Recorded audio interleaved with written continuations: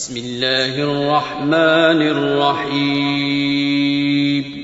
شروع اللہ کا نام لے کر جو بڑا مہربان نہایت رحم والا ہے.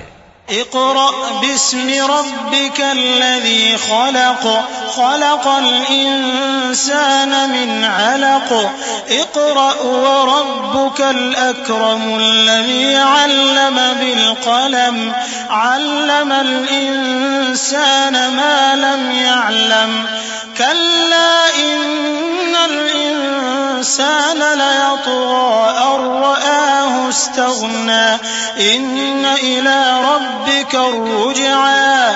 اے نبی صلی اللہ علیہ وآلہ وسلم اپنے پروردگار کا نام لے کر پڑھو جس نے تمام کائنات کو پیدا کیا، جس نے انسان کو خون کی پھٹکی سے بنایا.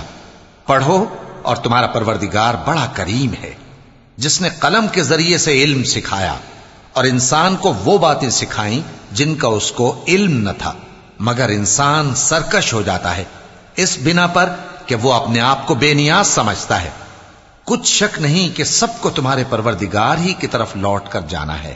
أرأيت الذي ينهى عبدا إذا صلى أرأيت إن كان على الهدى أو أمر بالتقوى أرأيت إن كذب وتولى ألم يعلم بأن الله يرى كلا لئن لم ينته لنسفعا بالناصية ناصية كاذبة خاطئة فليدع ناديه سندع الزبانية كلا لا تطعه واسجد واقترب.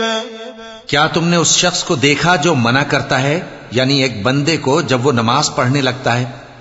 بھلا دیکھو تو اگر یہ راہ راست پر ہو یا پرہیزگاری کا حکم کرے تو منع کرنا کیسا؟ تو اس کا انجام کیا ہوگا؟